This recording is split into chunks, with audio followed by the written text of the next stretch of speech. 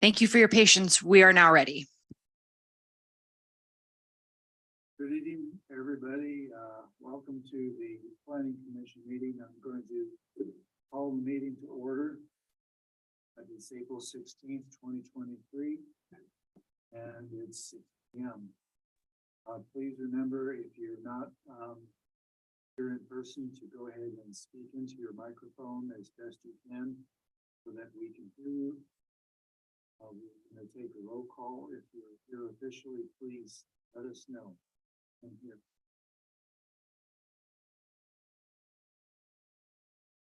Present is Jim Bell, here. Jerry Bainey. Present. Marissa Doyle. And Seth Clark. Absent are John Marshall, Jonathan Derby, and William Wood. We do have a quorum.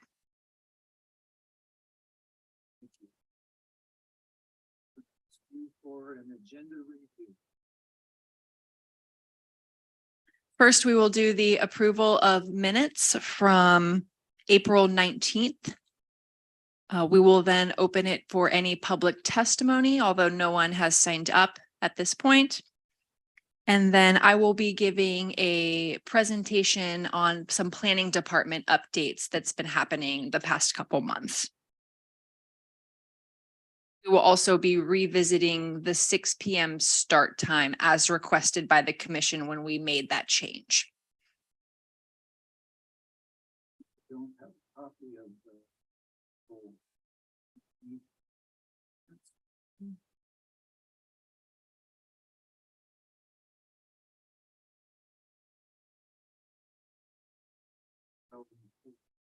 Next meeting adoption minutes.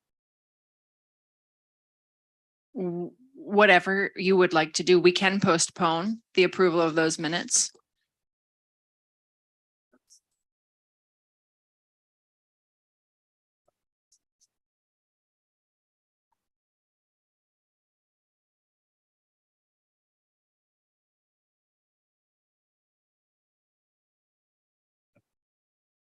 Available.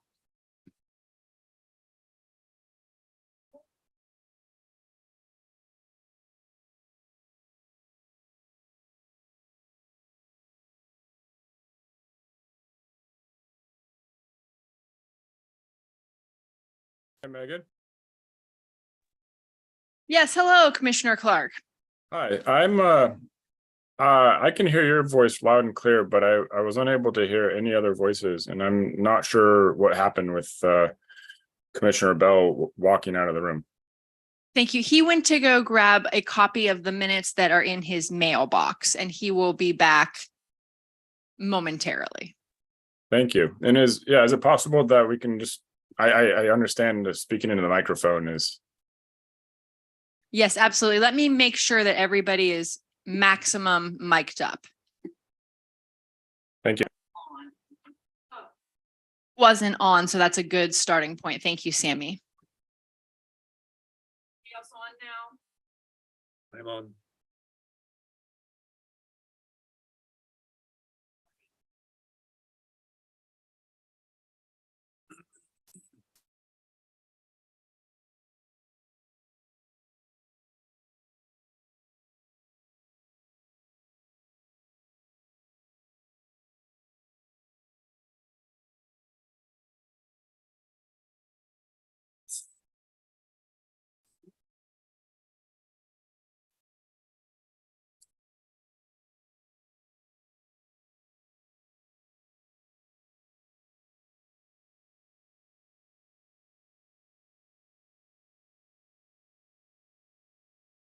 So reconvening, we would like to get a motion to adopt the April 23 minutes as published.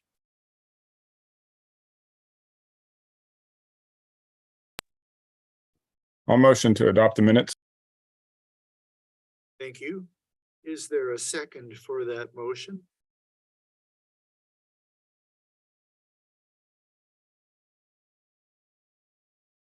I'll second. There is a second for the motion to adopt the minutes from April of 23. All those in favor say aye. Aye. Aye. Aye.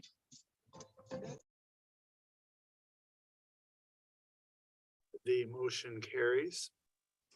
May I get who had seconded on that? Jerry Bainey. Thank you. Chair Bill, I would like to, since I wasn't officially part of a commission at this, when these minutes were adopted, I would abstain. Okay. So noted.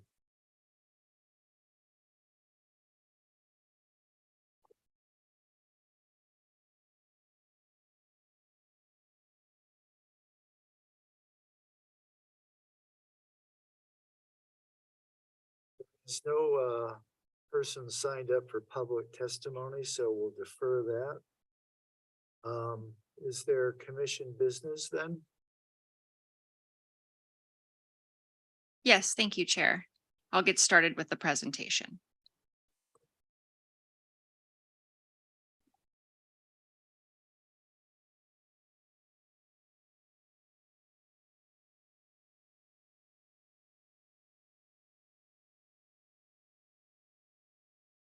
I hope that everyone has been having a great summer. We've had a couple months off and I hope that you are enjoying it. I'm going to give a brief presentation of some activities that have been happening in the planning department. If you have any questions during the presentation, feel free to stop me at any time.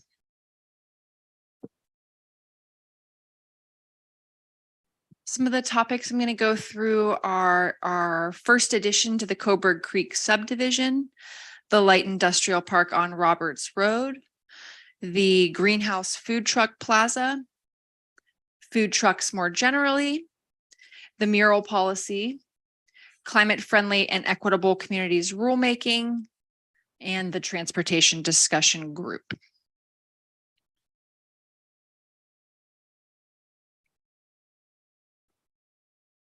Okay, so some of you may have noticed walking about town that construction has begun for the improvements to the first addition to the Coburg Creek subdivision. Those public improvement plans were reviewed and approved by engineering, and so they have broken ground. The final plat was also approved by the city and is currently being recorded with Lane County.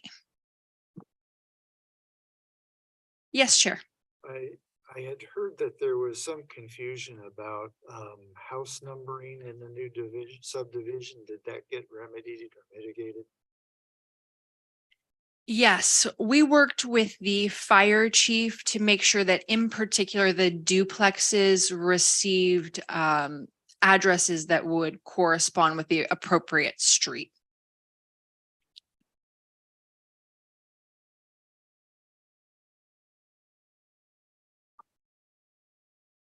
The Roberts Road Light Industrial Park that Planning Commission approved at the end of 2022 has moved forward with construction as well.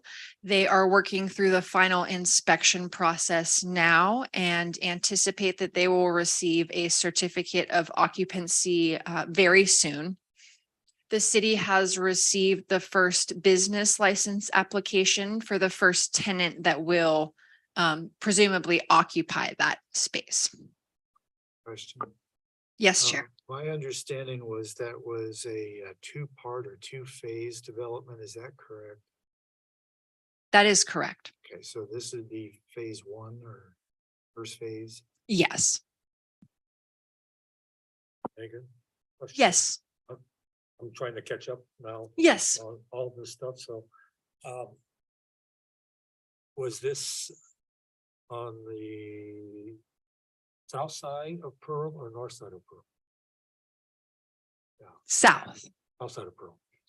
Are you familiar where the Honey Bucket storage was? Yes, Same property. same property. Okay. Yes. Yes. So Thank you. just south of the Shell station, then there's that middle lot, and then there's this subject property. Thank you. Thank you.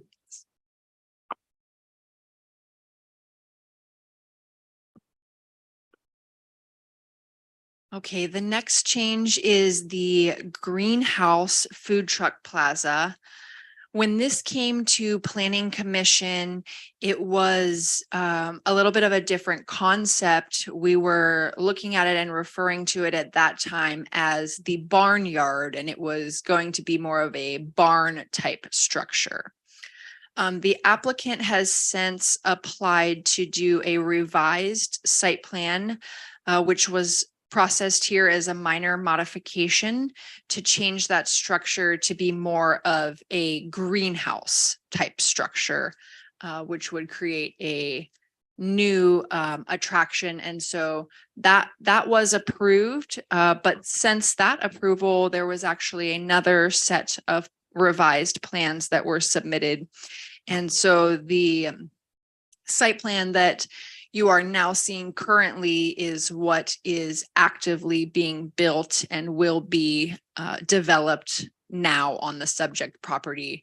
It includes ADA compliant concrete pavers, as well as a picnic seating area, a tent, restrooms, and then hookups for 4 food trucks.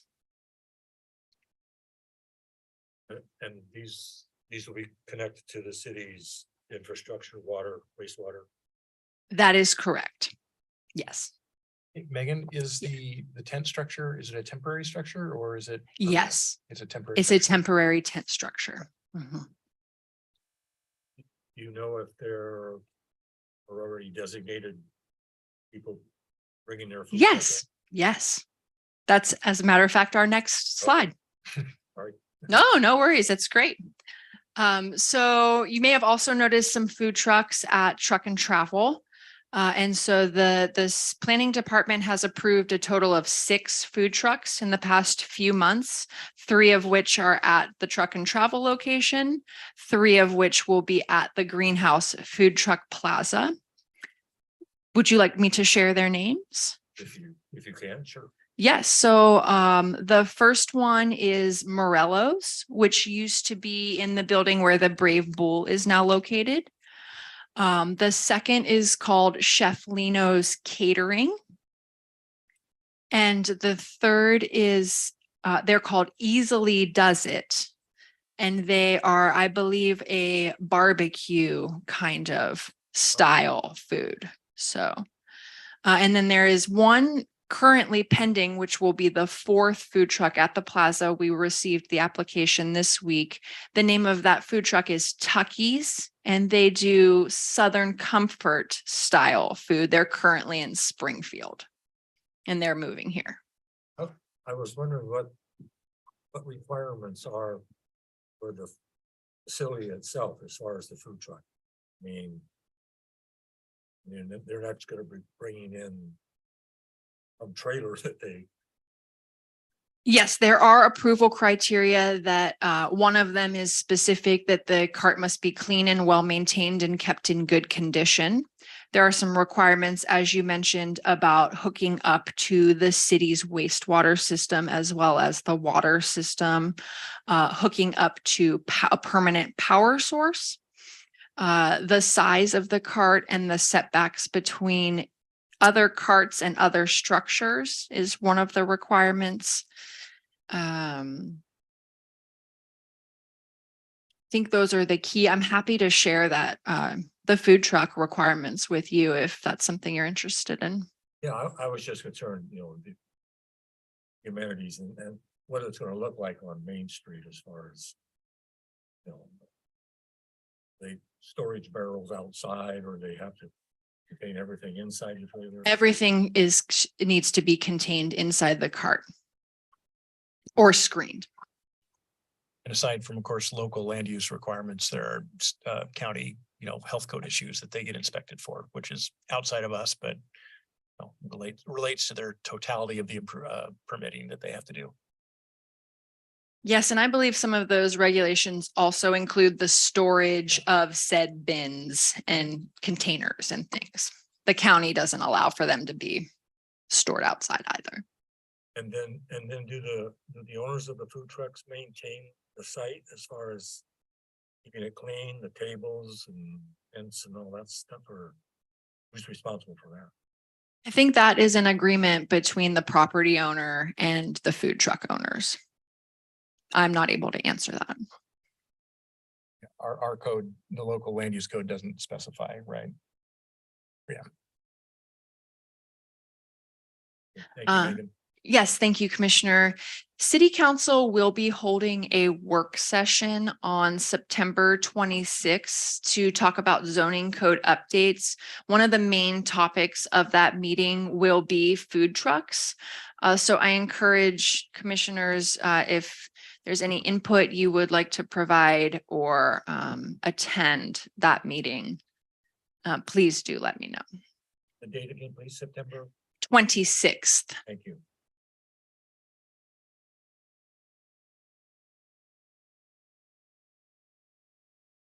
And we will be talking about other zoning code updates as well. So if you have anything else rattling around, please do feel free to share, as I mentioned.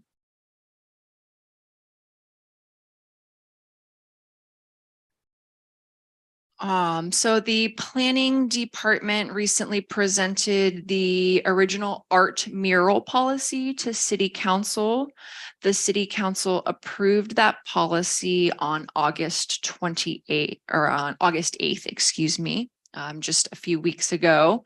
And so murals will now follow a type 1 land use review procedure.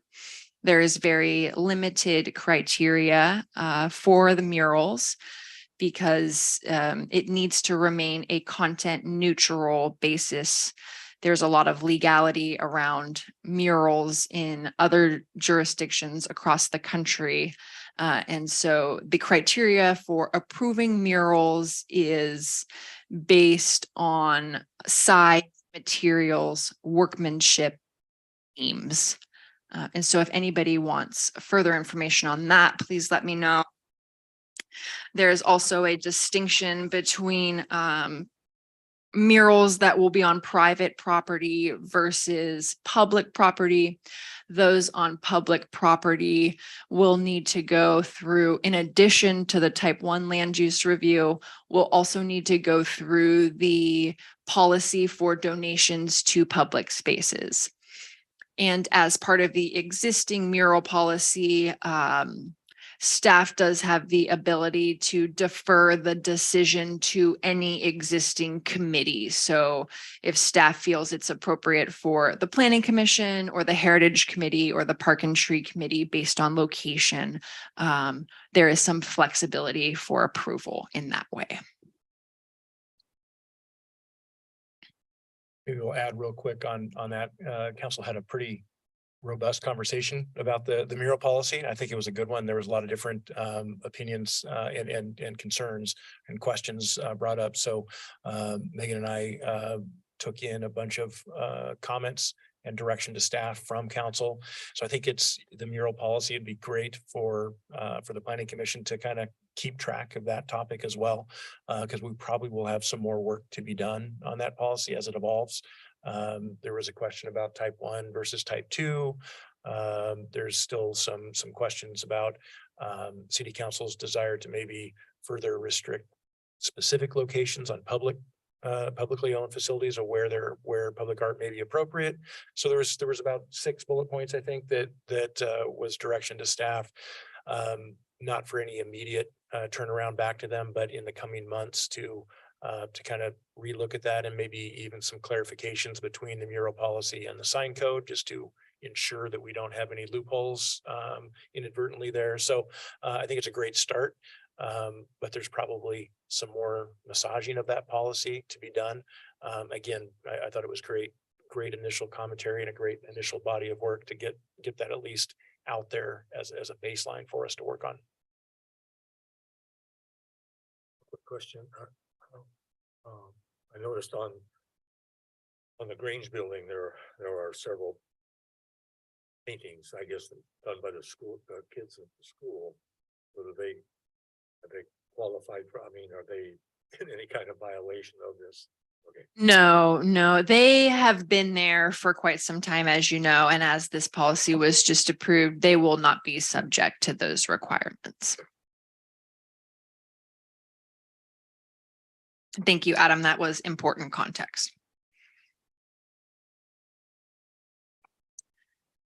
The next topic I'm going to share about just a briefly is the climate friendly and equitable communities rulemaking that is being done by the state.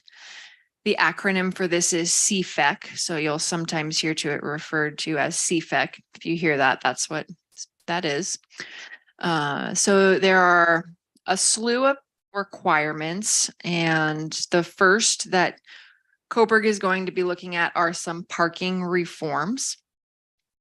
Coburg chose to participate in the CFEC rulemaking, although we could have sought an exemption due to our small population. But Coburg is part of a federally designated metropolitan planning organization, along with the cities of Eugene and Springfield and Lane County.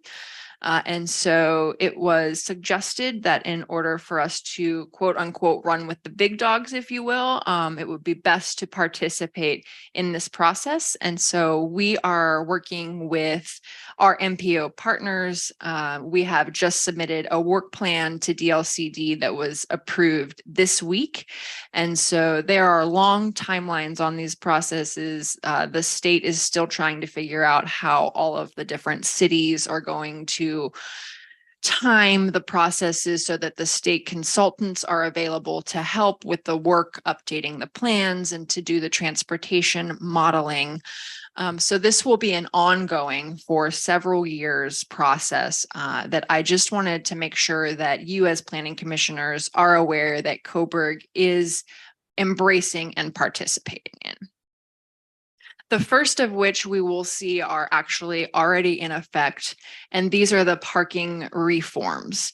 And so the first of which is the removal essentially of parking mandates or minimum parking requirements. Some of the background on that is that minimum parking requirements are often a one-size-fits-all approach that ends up hiding the costs of parking in other goods, from housing to business costs to wages. This means that the cost of car ownership and use are subsidized, leading people to own more cars and drive more than they would if they were aware of the true cost. So in essence, the OAR has already gone into effect, and there are no minimum parking requirements other than we can ask for one per dwelling unit in a multifamily unit. There are several handouts available on specifically the parking reform, and I'm happy to share that with anyone that's interested. Please let me know. Yes, Chair. These new requirements, do they affect commercial property? Yes. Yes. So would the new updated parking mandates, would that be reflected in the greenhouse food truck property? Yes. As you may recall, Coburg was a little ahead of this game, and Coburg already does not have very many parking mandates for the central business district. The requirements that currently exist in our code are for the number of employees that the business will have, as well as any company vehicles, which can no longer be enforced. Thank you. Who is representing the city on the MPO? The MPO has several city representatives. So our mayor is on the MPC, the Metropolitan Planning Committee. Our staff, city administrator, also attends the MPC meetings, and myself, the planning staff, attend a number of subcommittees of the MPC. And so there are a handful of people representing Coburg at those meetings. MPC or the MPO? MPC, which is kind of one and the same. The MPC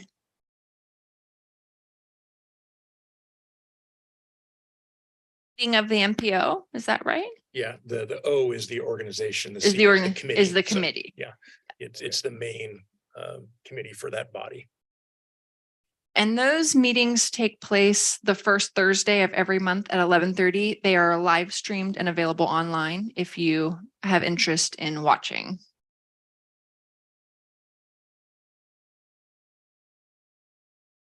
Another part of the parking reform will be EV charging requirements. So new parking lots will be required to install a certain amount of EV charging conduit.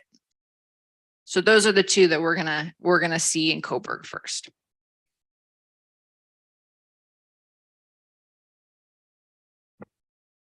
Okay, I think this is the final topic I have for you. I'm for sorry, this- Megan, can I, before you start Yes. on that, Yes. I think I'm confused, so I'm hoping you can clarify. The way I understand it, based on the conversation we just had, a commercial property will not have a minimum requirement, but then we are requiring them to have stalls for electric vehicles. Yes, that is correct. Is that retroactive or from a certain point in time forward? Which piece? The EV charging. The EV charging was effective March 31st, 2023 for new private multifamily residential or mixed-use developments to install conduit to serve 40% of the units, Residential. multifamily. So that does go with the, the allowance on the minimums for the one per unit. So yeah, it's a overall lessening of parking requirements for multifamily, but of that lessened amount, more of them need to be EV ready. Does the transportation group, do they talk with the business community along I-5 at all? They're a representative from that group.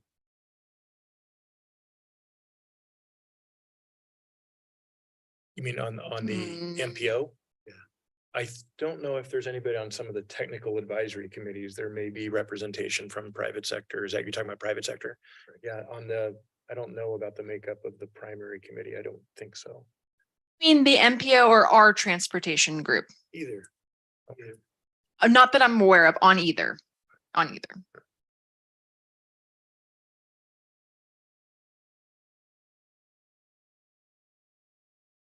Commissioner Clark, does that answer your question?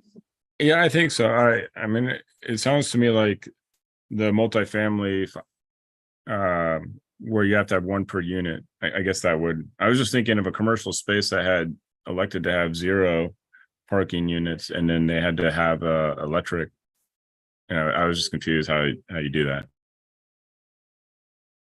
I think the wording or the requirement is if they do choose, that they can add parking. So if they do choose to have parking, a certain amount of those must be EV ready. But if they choose not to, on the commercial side, I don't believe they're required to do any EV. So I don't think they're in conflict with each other there. Yeah, that makes sense. Thank you.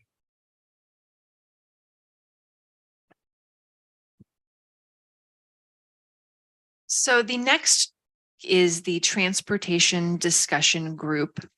This is an informal group that has been meeting in Coburg to discuss some of our more challenging transportation issues, as the I-5 interchange, the intersection of Van Dyne and Willamette, as well as a freight and commuter route that would alleviate some of the incompatible traffic that is coming through our downtown. These meetings have been very successful, and we have had attendance from Lane County Transportation Planning staff, as well as county commissioners. We have had representatives from ODOT, as well as our regional representative from ODOT. We have had a variety of the Coburg department heads in these conversations, as well as our engineers.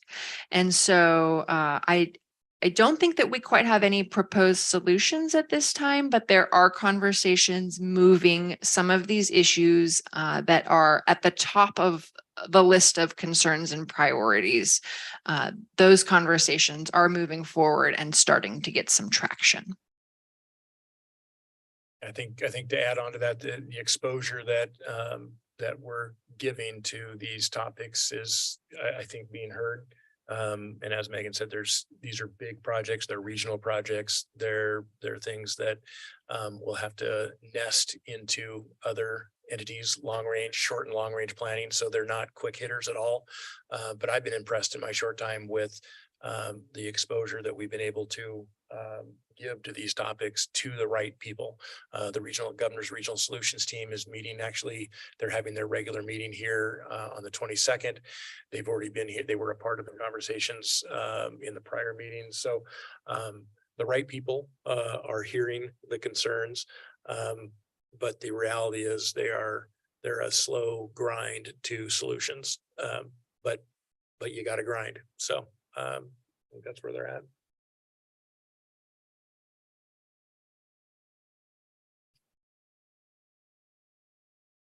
That is all I have for you on the department updates this evening. I'm happy to answer any questions if anyone has any remaining. I do have one question.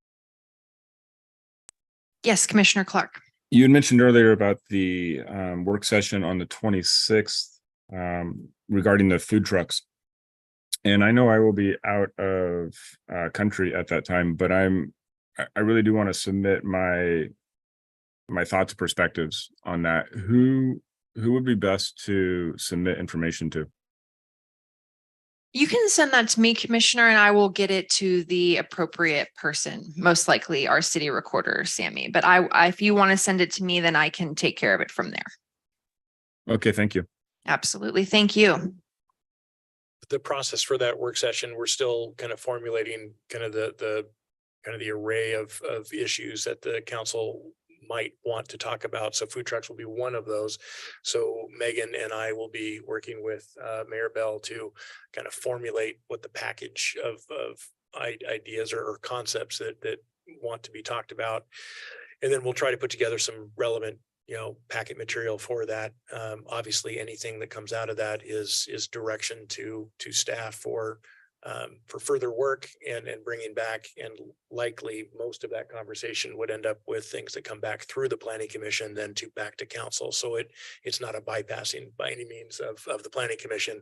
It's getting guidance from the council on kind of some interim work plan discussions for staff and guidance on honing in on how we may want to provide options to approach certain topics. Of course.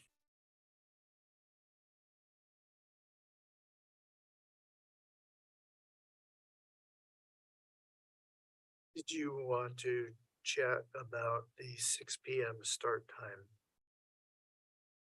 Yes, thank you. When the Planning Commission decided to move the meeting start time to 6 p.m., it was requested that the topic be revisited after a certain number of months. And so it was included on the agenda for you to discuss whether you would like to continue to meet at 6 p.m. Speaking for myself only, it seems to work okay, but I would love to hear the rest of the commissioners' thoughts on it.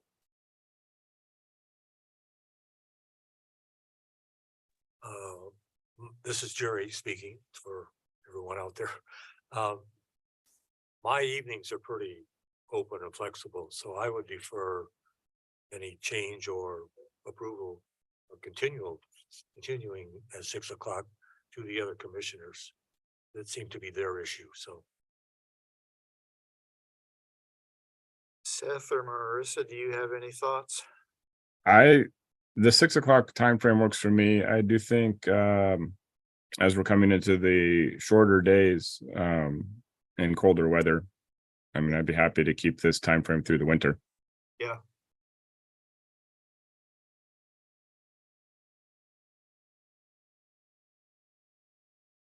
Chris, any thoughts? Yeah, I like the 6 o'clock. It works. Well, it worked today, sort of. Yeah. So would it be okay with everybody if we continued the 6 p.m. start time for the next year and revisit it summer of 24? I'm certainly okay with that. Yeah, my only caveat to that would suggest kind of addressing it around when the time changes. Okay, was that March or April nowadays? Revisited when daylight savings time starts again. Yeah, that works for me. All right, great, thank you.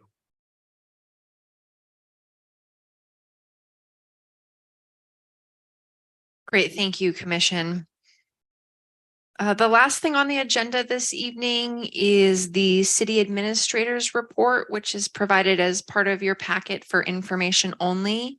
If you have any questions, I can try my best to answer them. Otherwise, I can always follow up.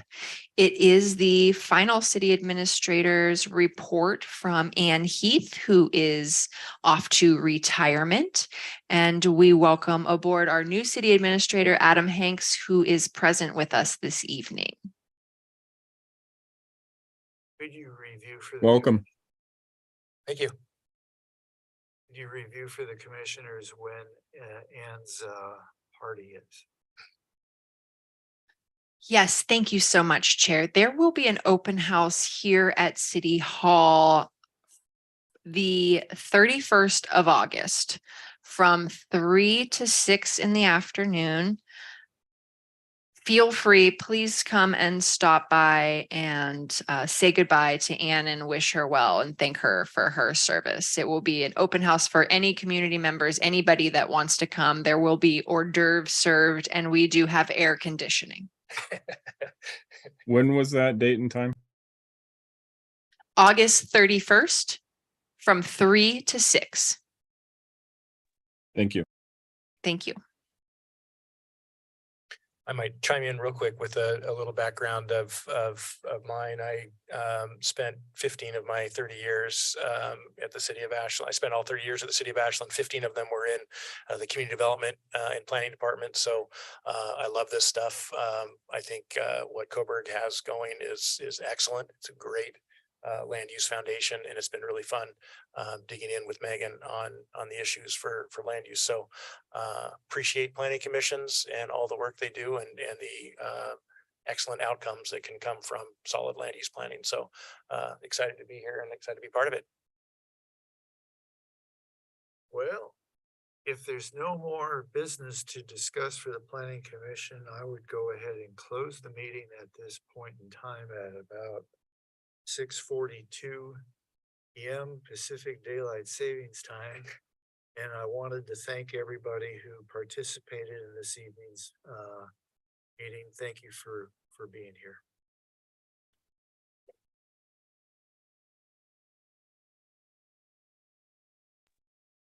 Thank you.